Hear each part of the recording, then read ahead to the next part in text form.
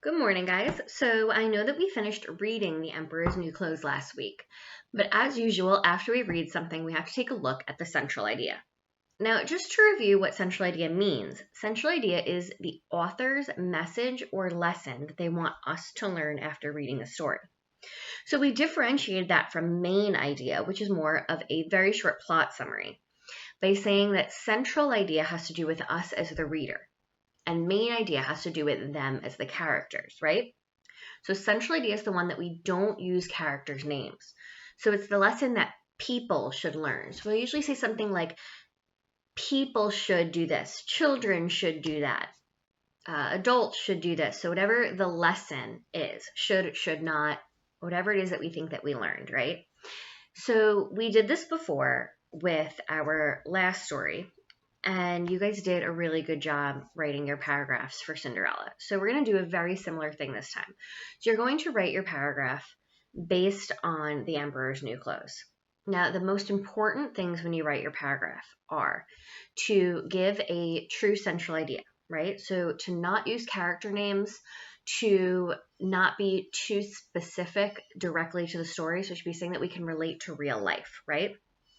So we can't talk about in ancient times, people should respect their emperor. We don't have an emperor. That doesn't work. And we don't live in that time period. So make sure that it applies to time now, right?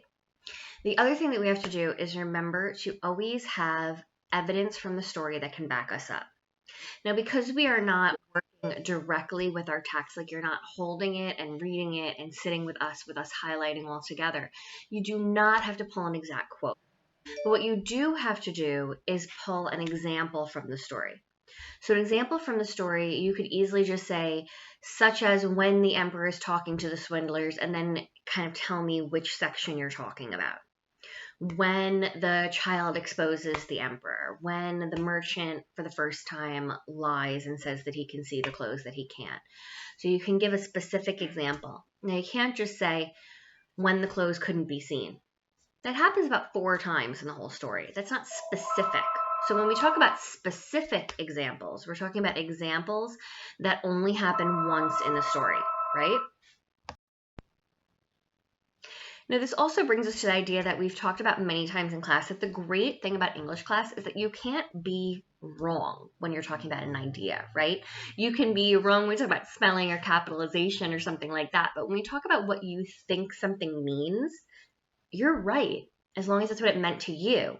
But that's where we get into the specific example thing, and that's the importance of using examples. If you tell me something that I never noticed in the story, I can't say you're wrong if you back it up.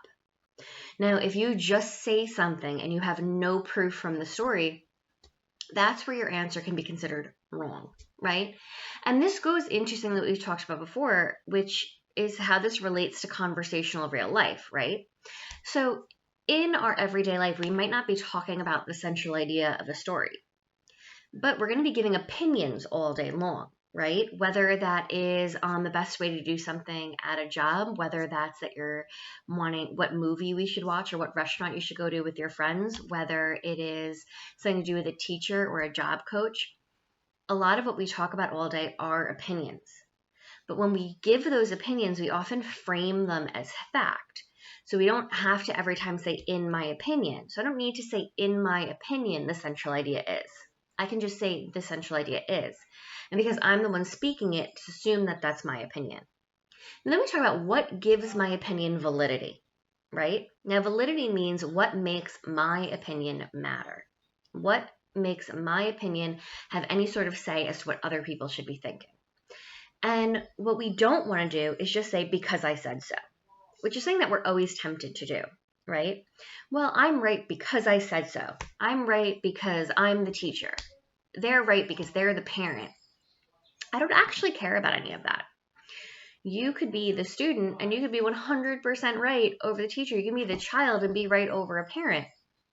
Not about stuff that mom and dad tell you to do. So don't worry about that. But what you need to do is back up your opinion, okay?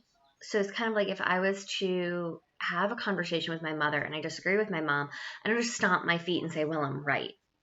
I say that I'm right because, and then I explain. right? So that because is the most important part of your paragraph. And that is where I want you to spend the most of your time. Okay, so I'm going to put up that same outline for you guys that I did last time where you can replace the text and you replace the red with your own thoughts and you can copy the black. Now, please remember that if you have those thoughts and you can add more, the place to add more is in that why. That's what matters the most.